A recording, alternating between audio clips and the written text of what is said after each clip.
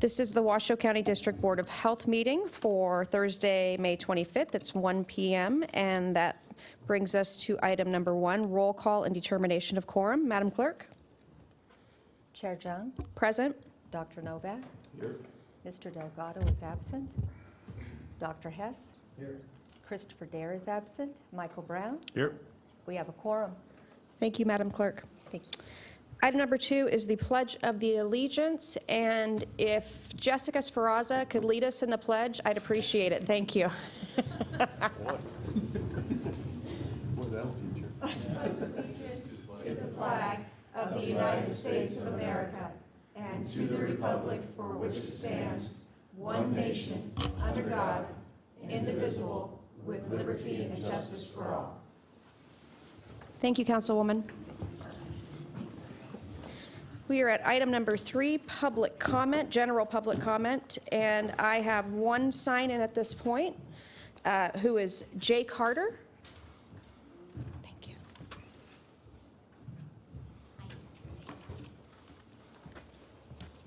Good afternoon, board members. My name is Jay Carter.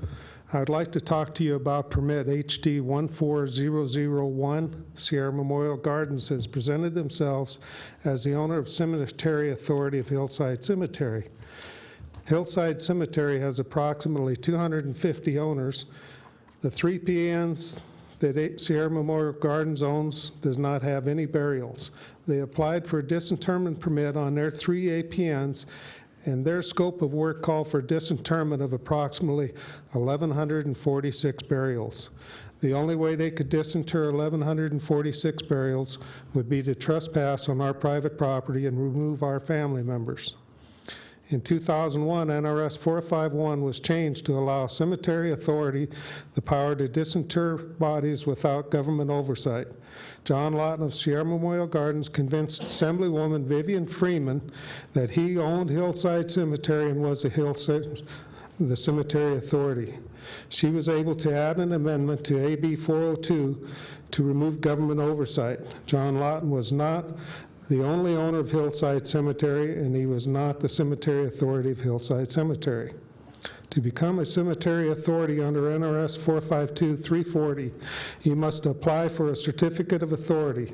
One of the requirements for a Certificate of Authority under NRS 452-310, Section 2, Subsection 6 is deed, contract of purchase, or other document which provides the applicant with merchantable title to the land dedicated. Sierra Memorial Gardens cannot provide merchantable title to the land dedicated at Hillside Cemetery because it is owned by over 250 families. Assembly Bill 203 was signed by Governor Sandoval on May 23rd. That places governmental oversight back on all the cemeteries in Nevada and changes NRS 451.001 that prevents a cemetery authority from ordering disinterments from a plot that is owned fee simple. It also prevents them from selling, mortgaging, or encumbering the burial plot. It is now against the law for Sierra Memorial Gardens to disinter burials on fee simple plots. Please cancel permit number HD 1400001. Thank you. Thank you very much.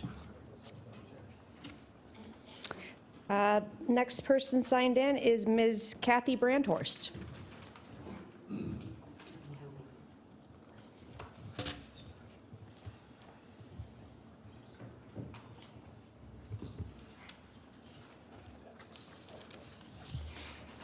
My name is Kathy Brandhorst, and I'm also the United States President. I just wanted to tell you I just assisted the RIMSA just a few minutes ago. We have a security officer who was filled with lethal injections. He is the real security officer, and they're trying to kill him so that they could steal his payroll checks. Oh my. And I just wanted to tell you, you know, we destroyed a female security officer over at the senior center, and now he says that he is going to go ahead and put her back together. I'm not sure who this security officer is, but he has never been hired. He has been stealing payroll checks, as he noted earlier this morning. And I just wanted to tell you, you know, that's not very good news for anybody to take after, you know, what we've been experiencing here in Reno, Nevada. These people are on death row. They think that they could destroy anybody's life and get rid of them as soon as possible so they could steal their payroll checks and their bank accounts and take over their identity. We don't want this in this area at all, but their identity has been stolen, and we have noticed this is going on still today. And we don't want you to think that you could get away with it, because you won't. I have been working with Sparks, and I have been working with the Reno Police Departments, and they are saying that the complaints are going down. But before, we had so many complaints, and there was no way to catch up anymore. I just left a message with the Reno Police Department, and they've already got over 1 million complaints on that tape, and the tape is full, and we cannot accept any more complaints. And so I guess I got to get back with Reno PD in order to straighten them up to get this resolved, because the Sparks is catching on with me. And I just wanted to tell you, you know, if you keep trying to destroy people who are actually hired, you won't get away with it. So you better stop doing it. Also, I just wanted to point out, if you are a police officer back in Virginia City, we did have... Public comment time is up. Okay, thank you. Thank you. Next, I have Michonne Eben from the Reno Sparks Indian Colony.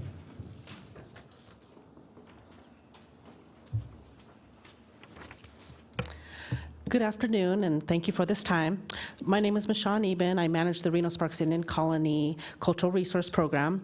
The Reno Sparks Indian Colony was in full support of Assembly Bill 203 that successfully passed and signed into Nevada state law May 23, 2017, a few days ago. The RSIC is requesting the Washoe County Health District to consider reevaluating the disinterment permit of the Hillside Cemetery. The RSIC looks forward to continuing to work with the descendants of the Hillside Cemetery families, working with the City of Reno, and working with the Hillside Foundation. Thank you for this time. Thank you, Ms. Eben. Does anybody else wish to speak before I close public comment?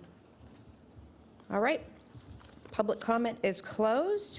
That brings us to item number 4, which is the approval of today's agenda. So moved. Second. I have a motion by Novak, a second by Brown. Any further discussion? Hearing none, all those in favor signify by saying aye. Aye. Any opposed? That motion carries unanimously. Mr. District Health Officer. Thank you, Madam Chair. Am I working? My mic? Not sure. I was on. I'm sorry.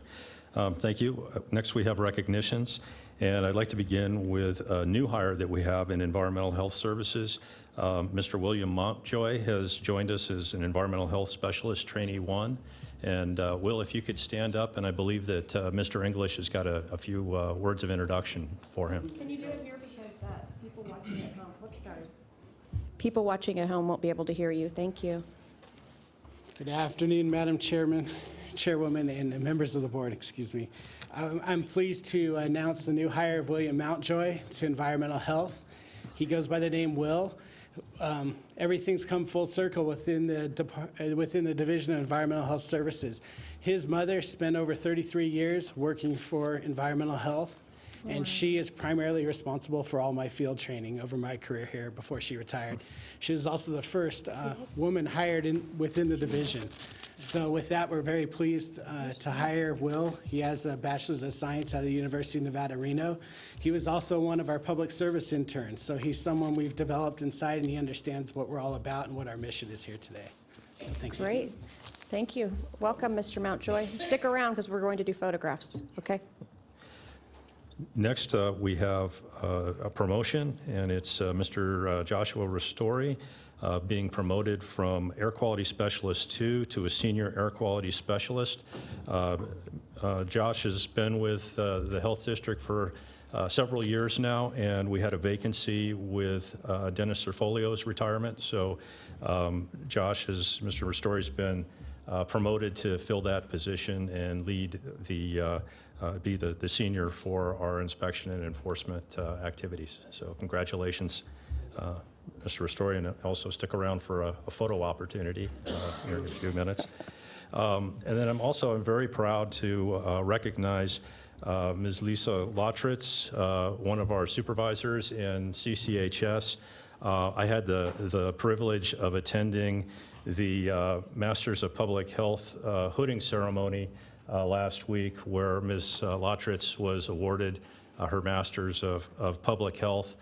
She worked very hard here at the Health District and at the university while she was earning that degree. I believe that Mr. Cutts has got a few remarks that he wanted to make in that regard. Sorry, I walk fast.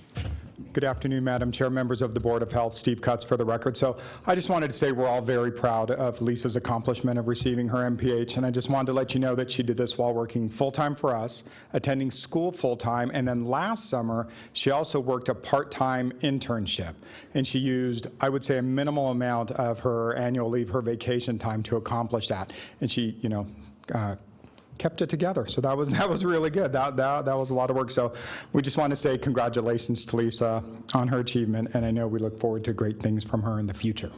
You're a rock star. Congratulations. We need a photo with you, too, so don't move. So should we do the proclamation and then do the photos? I believe that's a good idea. Okay. Should I go around to the front for I that? think it'd be nice if you did. Okay.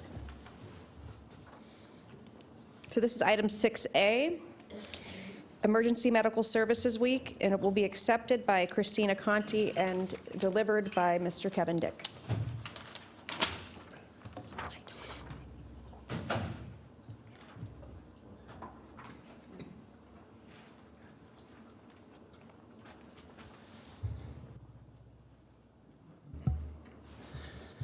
All right.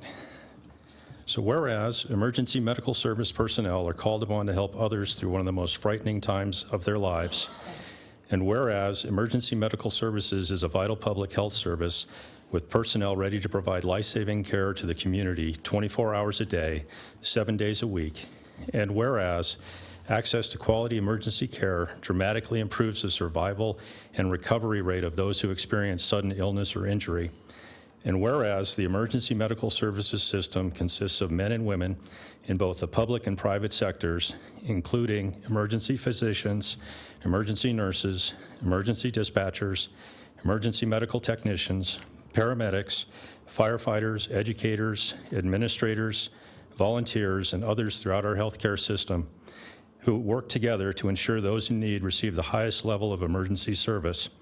And whereas the EMS commitment to patient care throughout Northern Nevada has been an integral factor in our safety and security, and whereas Washoe County is proud to have organizations such as Reno Fire Department, Sparks Fire Department, Truckee Meadows Fire Protection District, North Lake Tahoe Fire Protection District, Reno Tahoe Airport Authority Fire Department, Pyramid Lake Fire EMS, Gerlach Volunteer Fire Department, REMSA, and CareFlight operating throughout the region to ensure the highest quality of patient care and community support. And whereas it is appropriate to recognize the value and accomplishments of emergency medical services by designating Emergency Medical Services Week, now, therefore, be it resolved that the Washoe County District Board of Health does hereby proclaim the week of May 21st through 27th, 2017 as Emergency Medical Services Week with the theme EMS Strong, always in service. So, Great. Ms. Conti, would you like to say a Ms. few words? Conti? Right, sure. Thank you very much for the proclamation that I'm hoping that you will accept. And I want to say that the EMS Oversight Program is proud to work with our partners, and we have some of them in the audience today to help accept this proclamation. We have the chiefs from Sparks Fire and Reno Fire, and then representatives from REMSA, and then retired North Lake Tahoe Fire Protection District. And so, but we are appreciative of all our partners, and we appreciate you proclaiming this week as EMS Week. Thank you, Ms. Conti. So I would entertain a motion unless you have questions. Make a motion to accept. Second. Motion by Brown, second by Novak. Any further discussion? Hearing none, all those in favor signify by saying aye. Aye. Any opposed? That motion carries unanimously. Now it's time for the photographs. Oh, that's just take one. No, I know.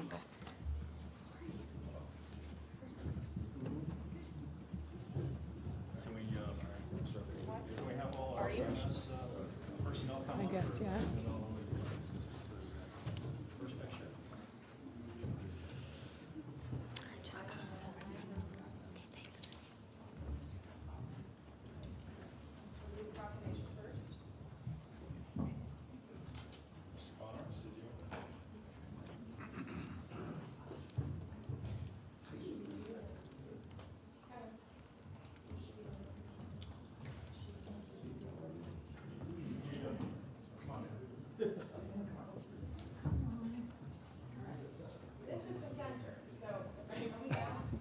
No. Over here, please.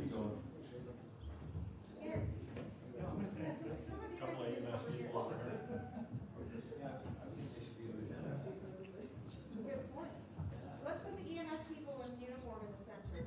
There you go. There you go. Better?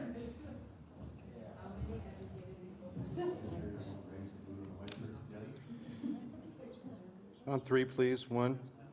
All smiling, please. 1, 2, 3.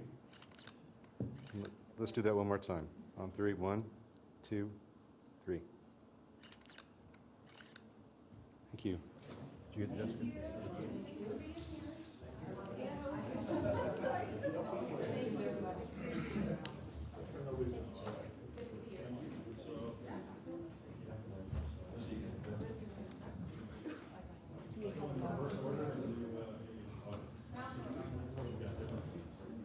I have that up.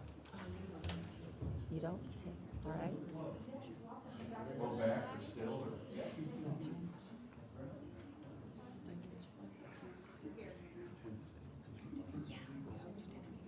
No, that'll stay up.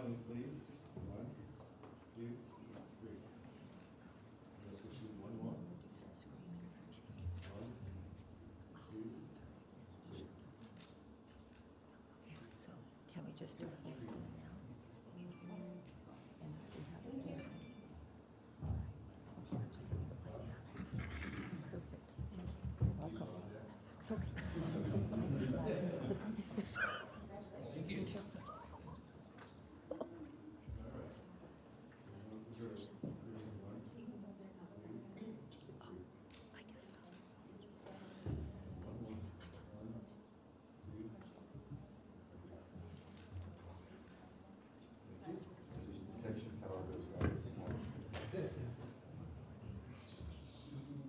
Good job.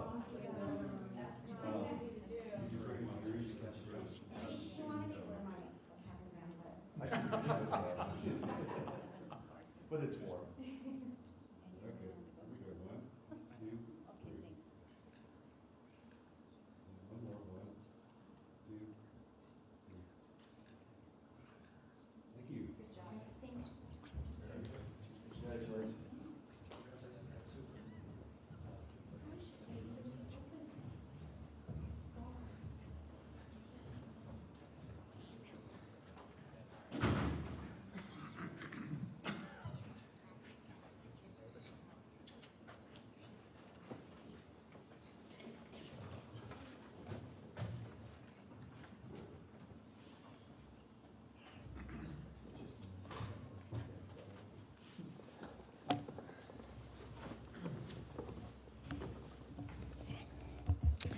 Again, congratulations and welcome aboard. And thank you, EMS responders as well, for the proclamation and for being here to take the photograph with us. Item 7 is our consent items. Is there anything or any item that anybody would like to pull out of consent? If not, I would entertain a motion. So moved. I have a motion by Novak, second by Hess. Any further discussion? Hearing none, all those in favor signify by saying aye. Aye. Any opposed? That motion carries unanimously. Item 8, discussion and possible approval of a pilot program to evaluate a potential new temporary food establishment permitting concept for a particular type of special event defined as a tasting event. Mr. Flory is here to present this to us. Good afternoon, Madam Chair, members of the board. My name is Nicholas Flory. I'm the Senior Environmental Health Specialist for the Special Events and Temporary Food Program. Environmental Health Services is seeking the board's approval today to conduct a pilot project to evaluate a new permitting concept for a specific kind of special event that we are defining as a tasting event. A tasting event and the details how permits will be determined are specifically defined in the guidance document that is attached to your staff report. Only events meeting this defined criteria will be considered under the pilot program. The permitting concept provides provisions to permit multiple vendors under a single permit rather than permitting each vendor individually. Staff considers this to be a quality improvement process in which we are providing customers with an improved permitting product while at the same time more efficiently expending staff resources. Over the duration of the project, staff will track all time spent in the oversight of these events to determine that all costs are being fully covered. Staff will also collect any additional details the board deems necessary. At the end of the pilot program, staff will report back to the board to convey results and recommend if it is a program that Environmental Health Services can continue to apply on a permanent basis. I'd be happy to answer any questions you may have, and thanks for your time and consideration. All right, thank you. Any questions? Dr. Novak. I got 2 short questions. Yes, sir. How long do you anticipate this pilot program running? We look to do it at least through the end of the year. A lot of the events that we commonly would place under this type of structure occur during the winter months after the outdoor special event season is over. How long are the permits for? Just that the particular event. I think it's a superb idea. Great use of manpower. Thank you. Any other questions? I agree, and creative thinking too, so I appreciate that. So that hasn't always been a hallmark of, no, never mind. So if there's no other questions, I would entertain a motion. I will make the motion. I'll second it if Okay, you make it. thank you. Motion by Jung, second by Novak. Any further discussion? The motion for the record. I move to approve the pilot program to evaluate a potential new temporary food establishment permitting concept for a particular type of special event defined as a tasting event. Seconder agree? I'm with you. I got a motion by Jung, second by Novak. Any further discussion? Hearing none, all those in favor signify by saying aye. Aye. Any opposed? That motion carries unanimously. Thank you. Thank you.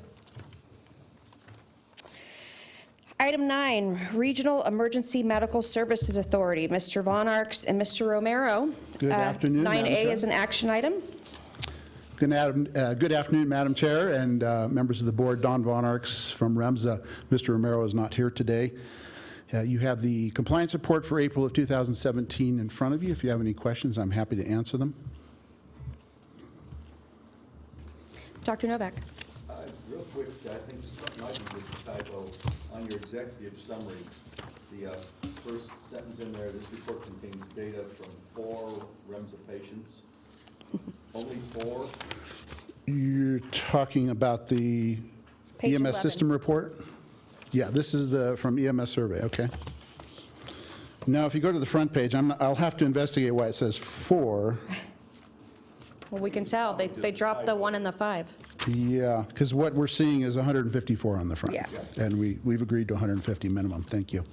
Good catch. Yeah. Any other questions? I do have public comment, Mr. Von Arx, and at this time I need to call that. And this is for agenda item number 9, Kathy Brandhorst. You can just have a seat right there.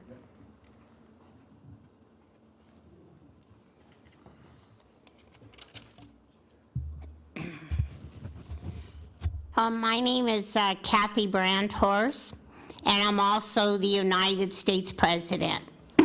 Excuse me.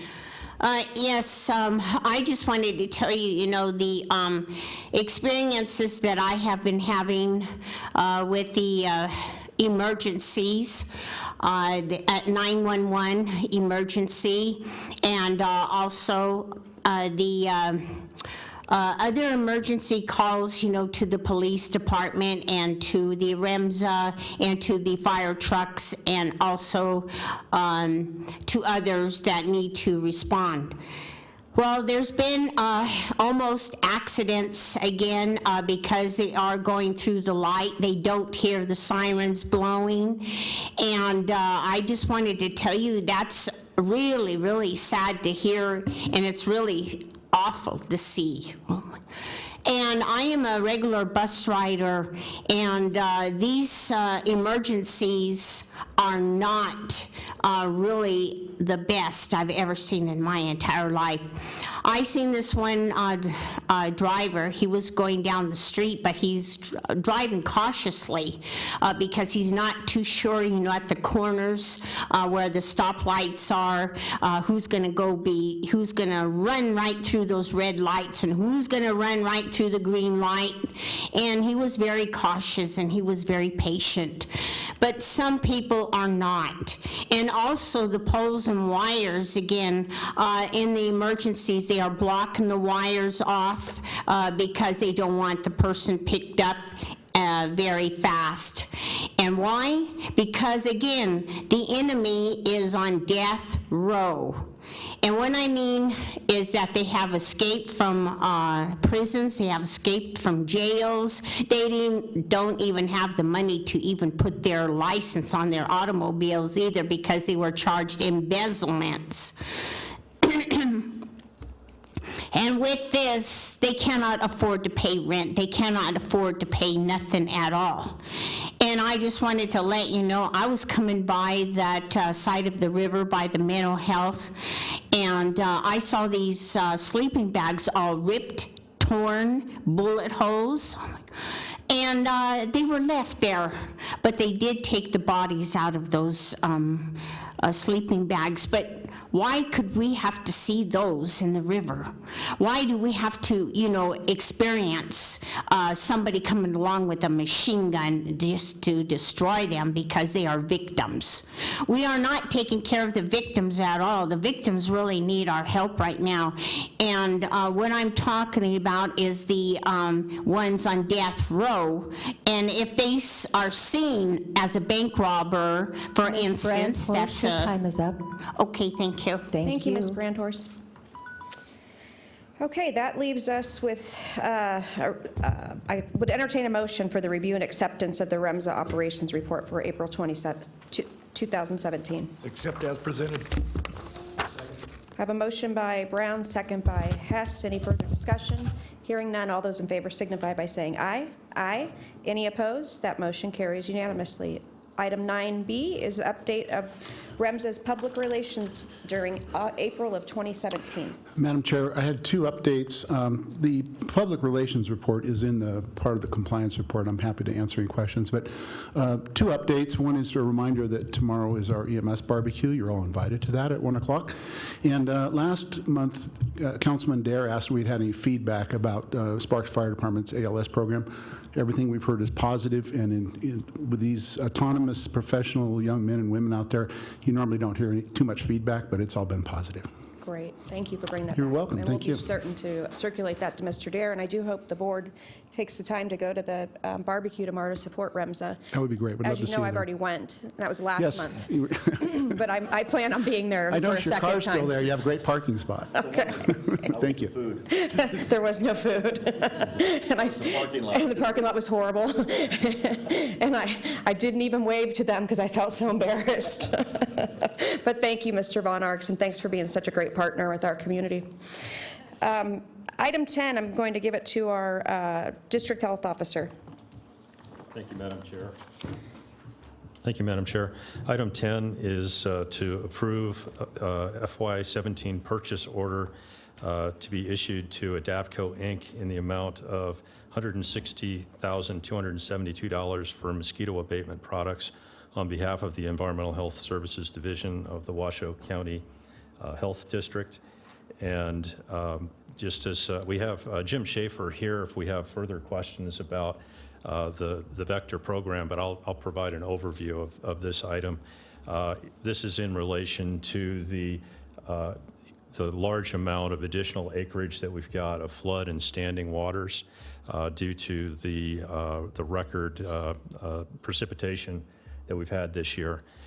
We have over 3,100 acres that have standing water that we need to be treating for mosquito abatement. Our current budget was not budgeted for that acreage.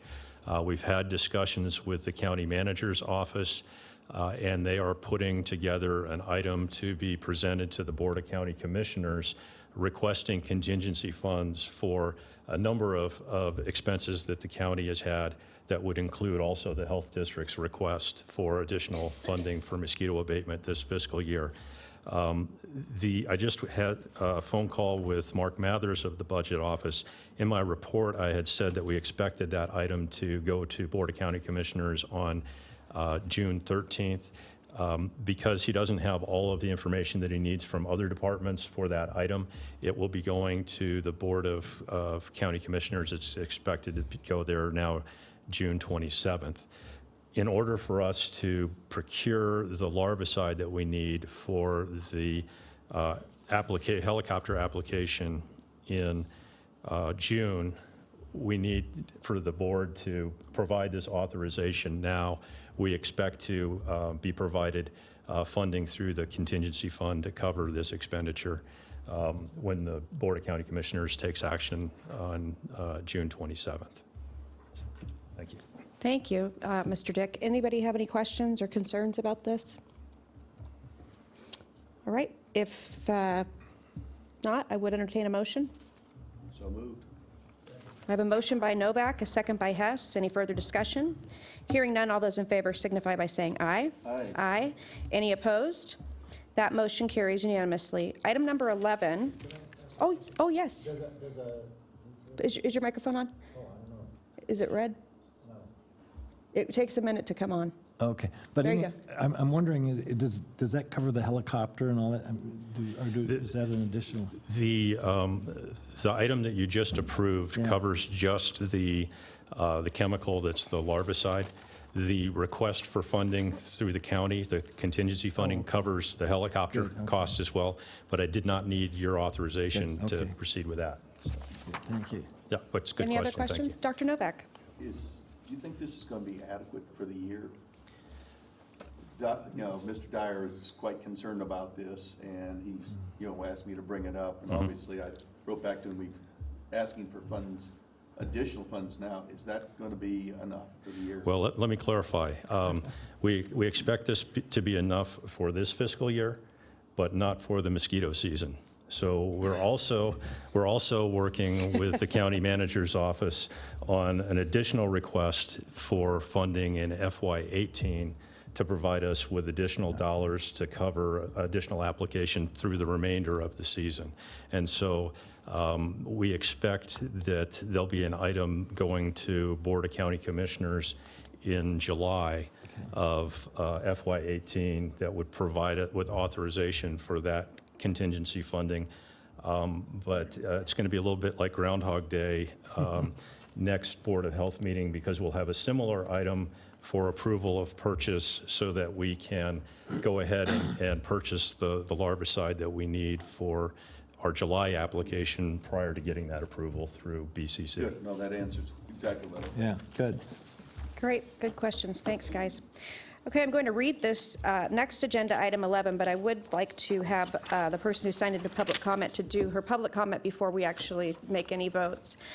So this is item 11, policy discussion and possible action to, 1, determine that as a public health matter, the public would benefit from a temporary program in which septic repair and well abandonment permit and building plan review fees for structural repairs related to flood damage are not collected from single-family homes affected by Swan Lake and the immediate vicinity, flooding in Lemon Valley, where verification is provided in writing by the insurance carrier that the cost of permit for repairs is not covered by the applicable insurance policy, and if the finding is made to approve the program of not collecting permit and plan review fees for these homes. This action applies to the owners of record as of February 1, 2017, on the following assessor parcel numbers with a building permit application deadline of July 1st, 2020, or Washoe County Health District permit application deadline for September 30, 2017. And this lists all 25 of the red and yellow flagged homes in the area that was flooded up there. Before you present, Mr. English, I would like to call up Ms. Sheltra.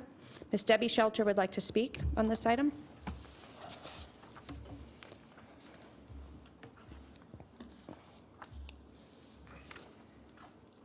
Thank you, Madam Chair and Board. I would like you to be inclusive of any lots where there's a declaration of an emergency. It happened in Washoe Valley. We need the same help in Washoe Valley, and I believe Mr. Brown did bring that up already to this board. I would like those parcels that were affected included. We had 23 homes burn, and we had other lots that have been totally washed out on their septics and their wells. We went to the legislature, we got a bill. We're just waiting for the governor. We're waiting for the General Assembly to pass it. It's passed both the committees and then the Assembly finally, and it's a Senate Bill 152, so that people can rebuild and be taxed at their old tax rate, and we included everything that would be in an emergency, which included the valley lots that you've mentioned. And I think it's only fair to include anybody that's faced an emergency, a dire emergency, the people who are left out there. And I'm not going to benefit from what I'm asking you. I'm not rebuilding. So I'm asking that for my 40-year former neighbors.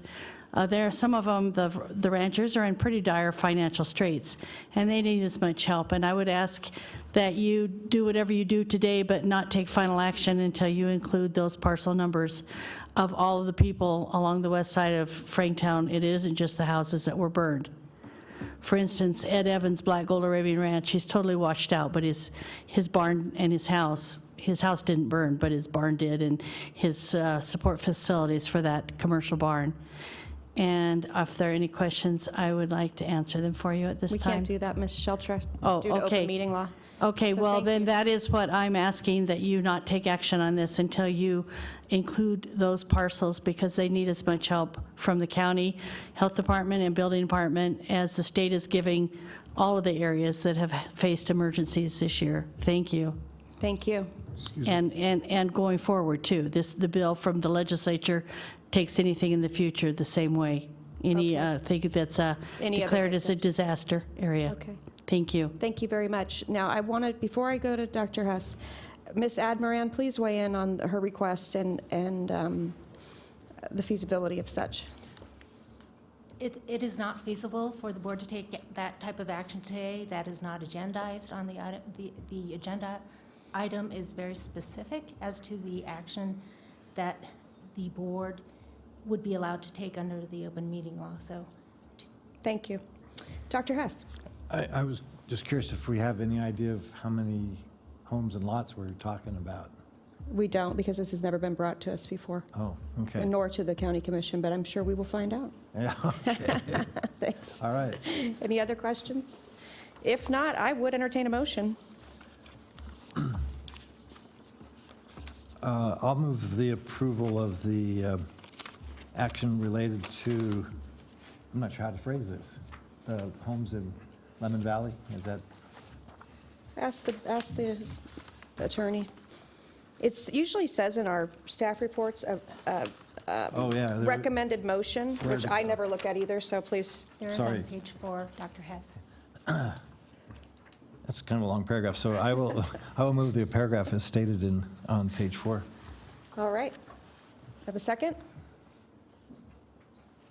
I'll second it. Any further discussion? Here we go. Dr. Novak. I am going to vote against this for the simple reason I don't want to set a precedence that may go on for a long time just like what we're seeing now, we're going to be asked every time there's some kind of a problem to waive all our fees. We start doing that, and we've already got budget problems with the health department already. So I've discussed this with Mr. Dyer and myself, and he feels the same way. Interesting. It's a precedent I don't think we want to get into. Okay, Chief Brown. Let's see, and there it goes. Along some of the same lines as Dr. Novak has. Our last meeting, we discussed what the health, or the county was going to do with the building department. And they're following suit along the same lines. Is that what we understand? Yep. So this wouldn't preclude anybody in the future if they do have problems, and there has been a declaration, like which was mentioned earlier, going forward and filing for potentially the same type of variances. It does not preclude that in the future. So it is potentially a precedent-setting measure? It is. Okay. And then past incidents that have taken place. We had the Washoe fire back in 2013 that also had damage to homes, as well as some of the other similar type issues with pumps, wells, septic systems. Would they be able to retroactively, now that we've done this, potentially come forward, or? Chief Brown, there is the potential for anybody to come forward, whether they legally have any right to any type of refund, and that is a separate issue, and that's something that would have to be looked at a case-by-case basis. Okay, thank you. Thank you. Any other? So I think we will call for the vote. All those in favor signify by saying aye. Aye. Any opposed? One. Okay, that motion carries with a 4-1 vote. Thank you very much. Item 12 is, Handle this one. all right, Mr. Kevin Dick would like to handle item number 12.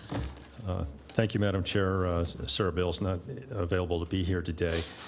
This item is possible approval of a strategic planning retreat on the 2016-2018 strategic plan. And we're looking for the board to approve to hold a special a workshop-style retreat meeting for revisiting the strategic plan. This is something that was discussed at our strategic plan retreat last time, to have a regular update with the board on progress and revisit where we're at. This would be a half-day strategic planning retreat. We're targeting the afternoons of either November 2nd or November 9th. And we're seeking the board to make a decision about whether one of those dates would work. Today you want us to make that decision? I thought you were just asking for just having a retreat. We're asking if we could If pick- one day is if we better could than the pick- other? If we Okay. could pick one of those dates. Okay, what were the dates again, so we can go in our calendar? It's November 2nd, and November 9th. It's the first Thursday and the second Thursday in the month of November. What time? Would be lunch provided at noon, and then the afternoon till 4. I think we'll try to hopefully wrap up earlier. Does anybody have any objections to either date? I'm open for both. Okay, Chief Brown, Councilman? Yeah, that works for me. Either day? Either day. So can we just tell you either day and you figure out what the coordinator wants to do? They're available either day, so I can pick if you want to. Let's do the second. How about the second? That way we won't be November annoyed with each 2nd. other when we get back together for the Board of Health. We'll have breathing room for each other, Good right? idea. Good idea, yeah. So I would entertain a motion for the retreat to be on November 2nd of 2017. I move that we have our retreat on November 22nd. Second. Second. Second, not 22nd. Oh, I'm sorry. No, it's 11/2/17. 11/2, yes. Okay. Second that motion. Okay. I have a motion by Novak, a second by Brown. Any further discussion? Hearing none, all those in favor signify by saying aye. Aye. Any opposed? That motion carries unanimously. Mr. District Health Officer, update regarding the 2017 legislative session, which is about to come to a quick close at the end of this week, right? Yes, things are moving very quickly now as we're approaching the end of the session. Since the last board meeting, we had another deadline that was the 19th of May was the deadline for committee passage in the second house. And of the bills that we were watching, we had only 4 bills that went away with that deadline. There was the bill that was to prohibit open carry in libraries. That died. There was an account and block grant for alcohol and drug abuse programs that did not move forward. There was, I'm sorry, that was SB 115 was the guns in libraries. SB 379 was the alcohol and drug abuse program. The SB 387, which was for protective orders and allowing for guns to be taken away from people that were under protective orders, that one also did not move forward. SB 426, which was for requiring helmets for mopeds and trimobiles, also did not move forward. We do have bills, though, that are moving forward that the governor is signing. We had some comment earlier today on Hillside Cemetery. AB 203 was signed by the governor. That was Senator Ratty's bill that would require local government involvement and approval for cemetery authorities for disinterment. So one that was one of the health district priorities is SB 1, I'm going to get it wrong, I'm thinking it's 165. Yeah, it is 165. This is Mo Dennis's bill requiring height and weight measurement in schools. That's gone through the second committee, and we expect that to move forward at this point. Yeah. And then I think Mike Brown, or Chief Brown, made a comment on the was it AB 85, the CPR bill that's now been, CPR instruction in schools been signed into law by the governor. So those are some of the highlights of what we're seeing, and we'll just see how things evolve here through the rest of the session. Be happy to answer any questions. Any questions from the board? Thanks, Chief, for going down there and testifying. You just can't stop. Public servants are the best servants because they can't get out of the public service. I'd also like to thank J.W. Hodge and REMSA and the fire departments because they all supported AB 85 pretty much statewide. Even the southern districts were involved with that. And I can't say enough about, the CPR and AEDs in our school programs now is being mandatory before graduation. So thanks to J.W. REMSA and everybody who helped support that.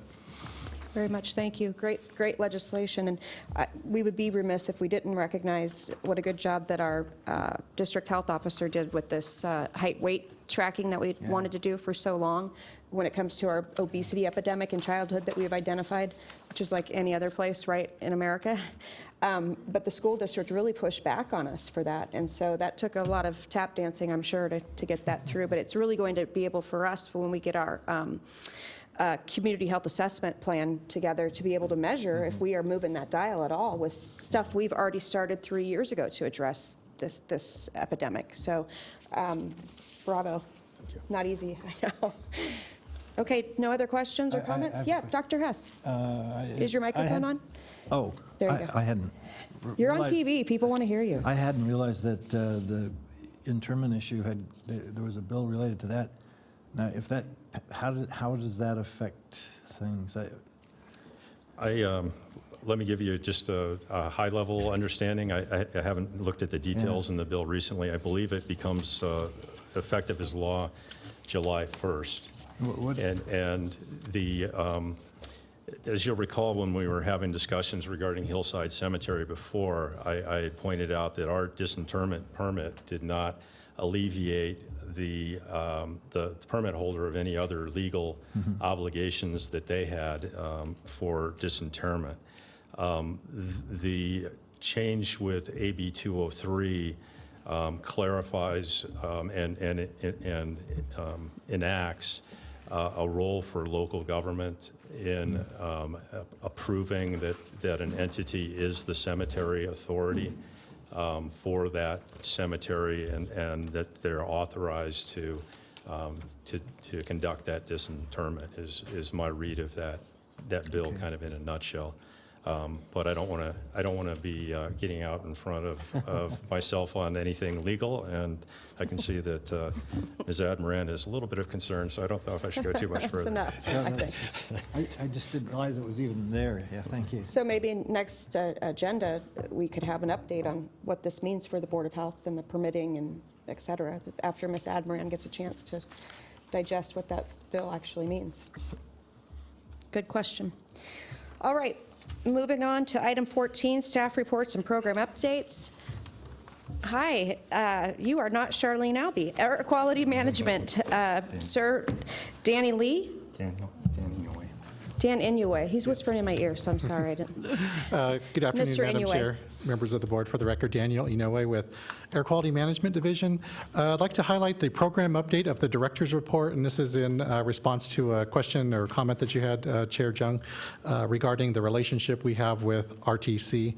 RTC is one of our strong partners that we have for air quality management and also with the health district. Some examples of our partnership is related to their master plans, their complete street master plans and their bike and ped master plan. The goals that we have here with the health district are incorporated into those plans. So as they implement those plans, not only does it satisfy or meet their RTC's goals, but it also helps meeting our goals as well. Another relationship is with the regional transportation plan. It must conform to our air quality plans. So there is a motor vehicle emissions budget that is tied in there that ties in with emissions and air pollution levels as well. Within those, rewinding a bit back to the complete streets and the bike and ped master plan, some of the things that they include in there help promote active transportation. So again, that reduces vehicle miles traveled, vehicle trips, and also helps with active transportation and makes us a healthier community as well. They also provide, or we also provide letters of support for big projects like the Fourth and Prater project, projects to promote electric buses, and other things that also, again, help with transportation and air quality and the health district goals. They have also provided or adopted a resolution of support for our Ozone Advance program. They did that earlier or last year. So again, it ties in the goals that we have with the goals that they have, ties it together into the plans, and as the local municipalities and entities implement their master plans and other plans, then we start to see the benefits of our relationship starting to hit the streets there. Great, thank you, Mr. Inouye. But more to the point, what I was asking, and I don't know who owns this or where we would find a home for it, is our synchronizing of our streetlights. That is unnecessary idle, and I know people say it can't be done. That's funny. I've lived in all kinds of places. It's always been done. So unless there's something funny about the vortex here in Washoe County that this doesn't work, where are we on that? Just a high-level answer on that is they do have a program to synchronize 1/3 of the lights every 3 years. The benefits of that, again, are reduced idling and more efficient transportation system. Any more detail than that, I would contact RTC directly on that, more on the implementation and some of the performance measures tied in with that. Thank you, Mr. Inouye. Anybody else have a question? All right, thank you so much. Thank you. Will you start pushing it? Yeah. Okay. Item 14B, Community and Clinical Health Services. Mr. Cutts, do you have anything to add? Good afternoon, Madam Chair and members of the board. Again, Steve Cutts for the record. Yes, I just wanted to comment on our division report, the client satisfaction survey results.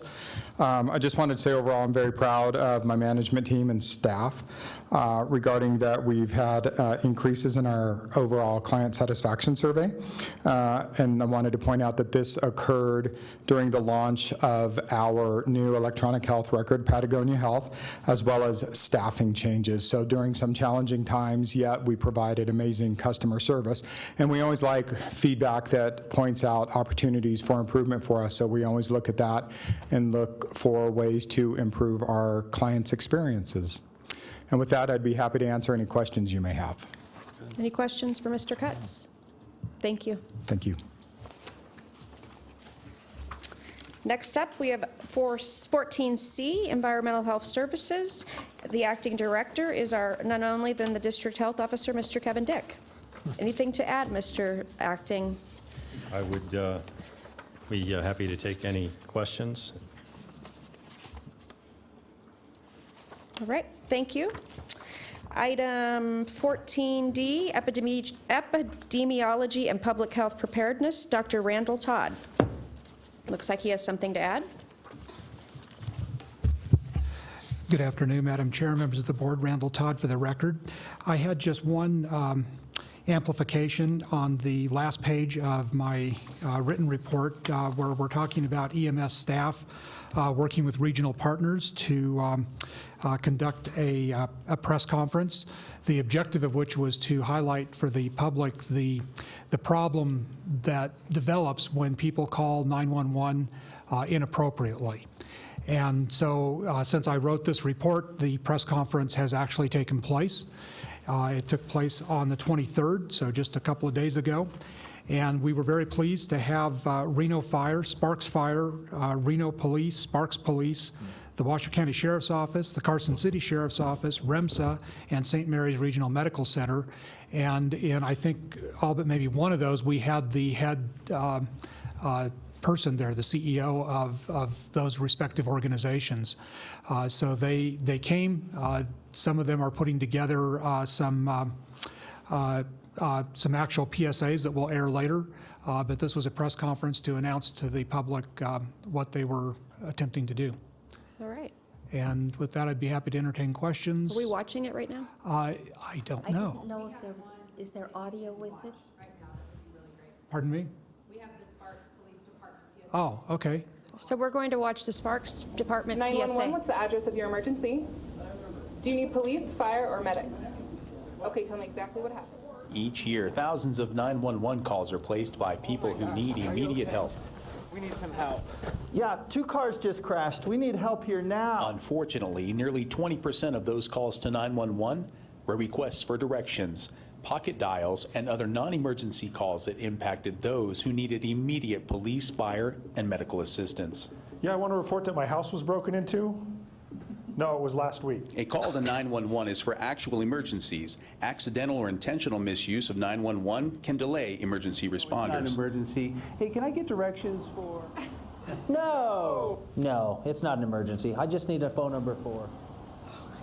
No. So when do you call 911? Call 911 for crimes in progress. Call 911 for potential fire, an actual fire, or a medical emergency. Call 911 for a serious injury or life-threatening medical condition. On behalf of the Sparks Police and our community, let's all ensure 911 is used responsibly. I think it's great. Thank you. Sad that people have to be taught that, but. Anybody have any questions for Dr. Todd? Thank you, Dr. Todd. Thank you. Item E is the Office of the District Health Officer, Mr. Kevin Dick. Do you have anything you'd like to add? Thank you, Madam Chair. A few things. On the front page of my report, you'll see a chart that shows the number of West Nile virus cases that we've had over the years. And I just wanted to point out 2006, the last significant flood year that we had in Washoe County, we had 17 cases of West Nile virus. Of those, 7 were neuroinvasive.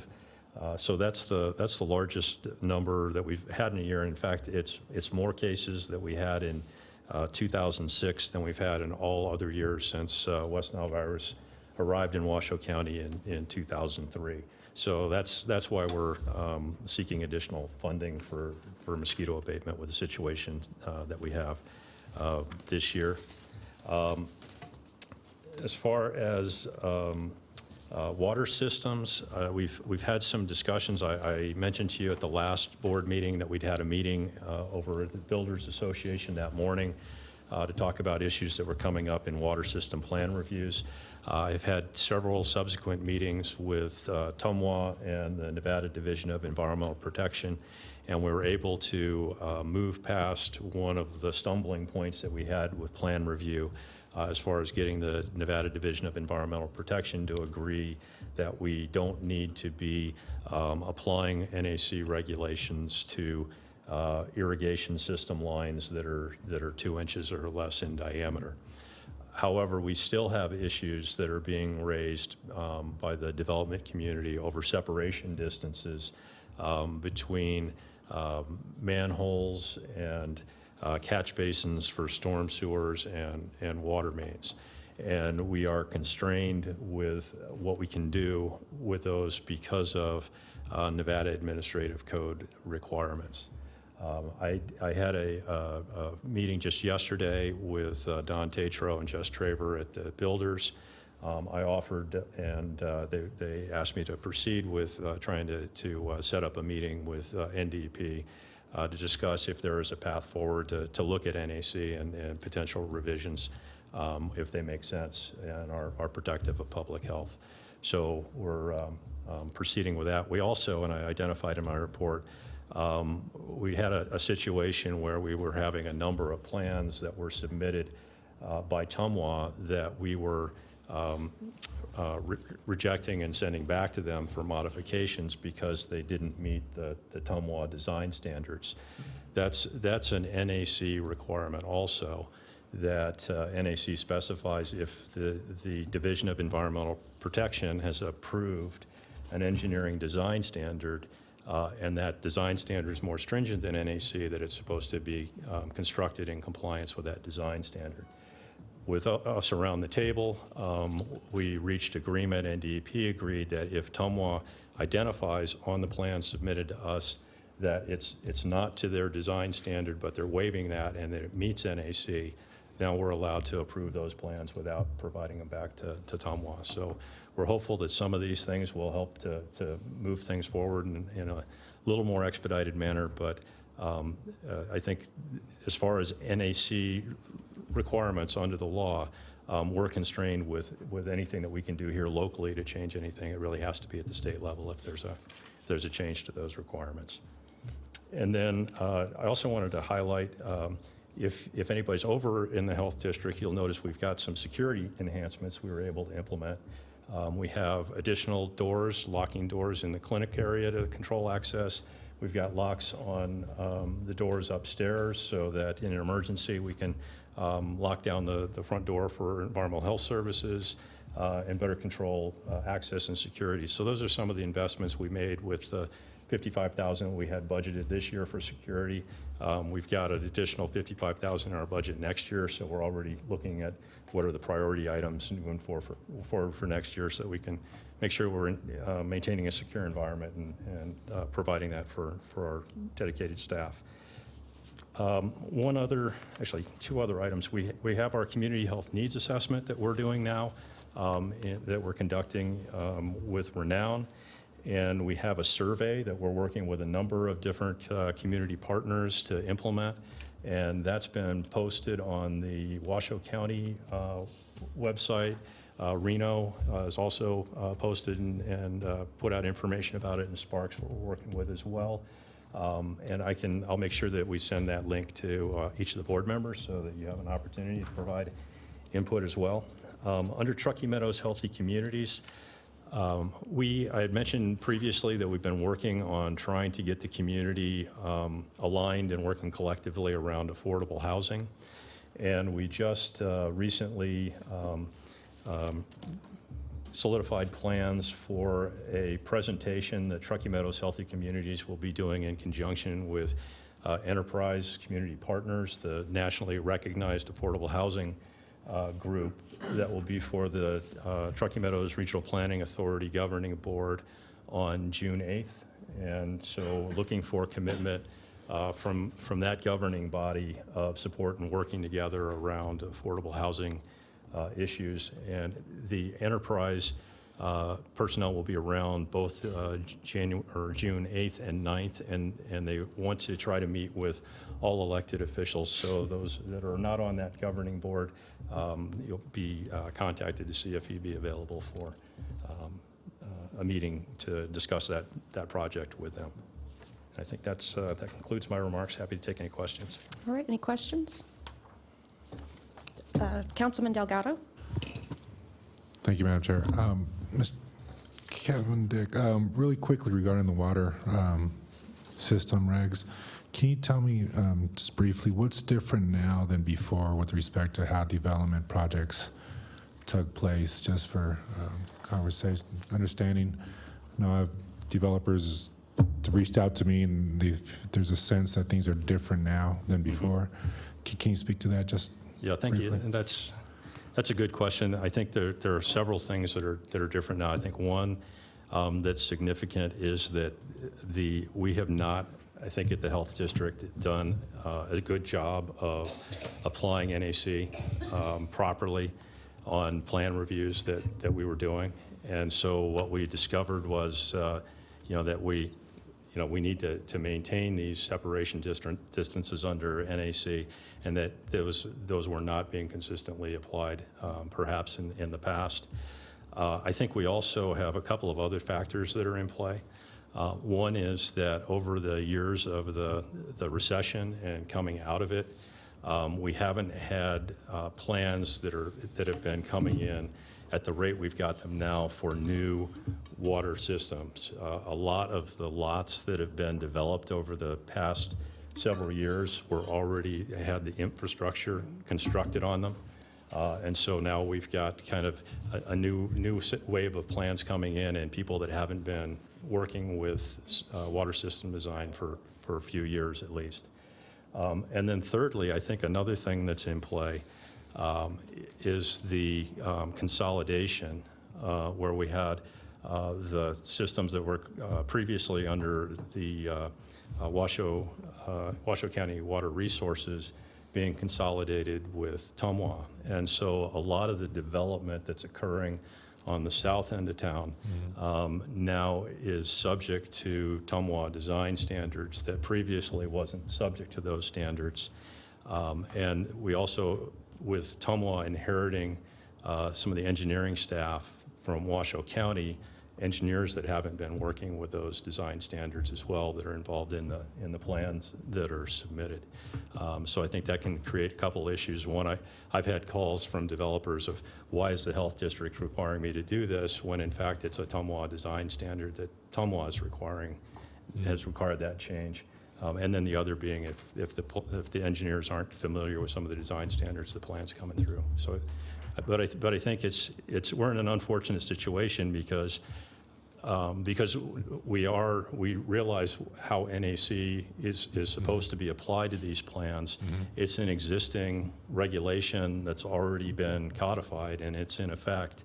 And so it's not like we can transition into this requirement over a period of time or approach it like it's a new regulation. Perfect. Thanks. And a request, Madam Chair? Yeah. Real quick, that I'd have, maybe as an L item or as a Board comment? Board comments as a request. You could do it from here. staff. Okay. Do it here. Would be for one from our Mr. Kevin Dick, if you wouldn't mind presenting to the council exactly that. I think there's some miscommunication out in the community now that of how the process works and what's changed and what isn't, and really from our standpoint it's a public safety matter that comes before us and regulated by other statutes, so it'd be great for them to hear that. And also from the air quality management, there's been conversations about the overall growth and what that looks like in terms, and so it'd be great to have those two separate presentations to the City Council as future items. Thank you, I'd Madam be Chair. happy to. Any other questions? All right, thank you, Mr. District Health Officer. Item 15, board comment limited to announcements or issues for future agendas. I will start with Dr. Hess. I have nothing. Councilman? Other than what you've just asked for? Dr. Novak? I'm good. Chief Brown? I just want to get to help our recording secretary. So we do want a cemetery law update next month if possible. Also, disaster policy and procedure. When something is declared as a federal disaster, what are we going to do going forward? And also to include addressing the Little Valley fire and what their eligibility is and how that would work as well. Did that shake anything else loose? No? Okay. We do have public comment for item 16. Ms. Kathy Brandhorst.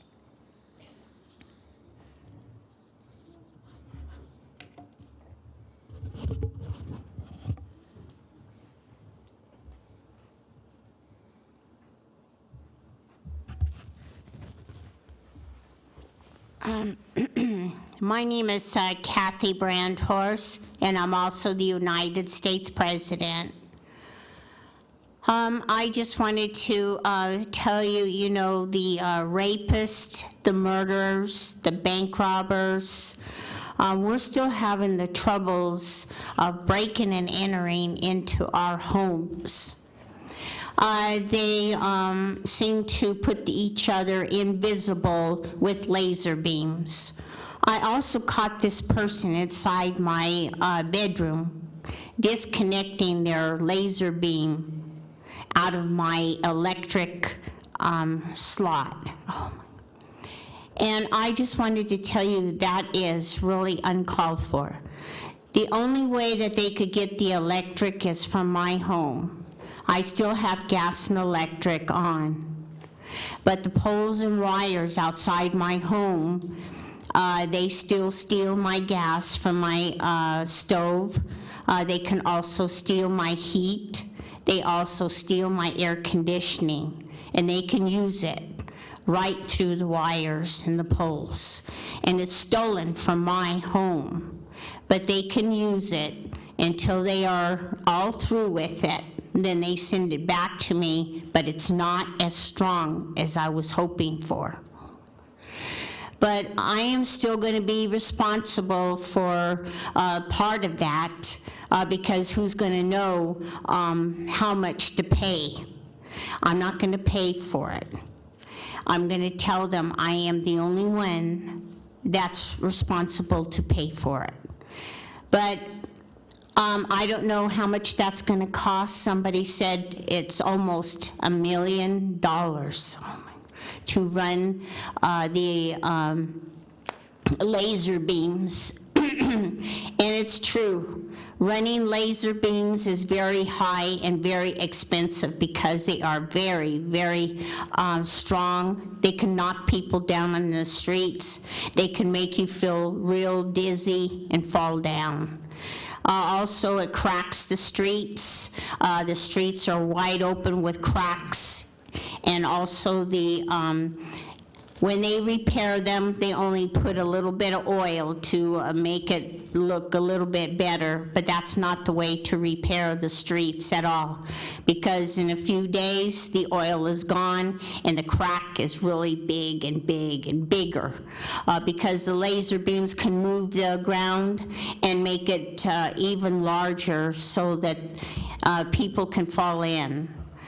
I just wanted to tell you, too, that I don't know why you can't destroy the laser beams, why you cannot destroy Thank you the very much, guns. Ms. Brandhorst. With that, I will like to wish everybody a happy Memorial Day weekend, and please take a moment during your weekend to remember that we are memorializing the men and women who allow us to have meetings like this, who gave all for our country, the best country in the world. Thank you. We are adjourned. Thank you.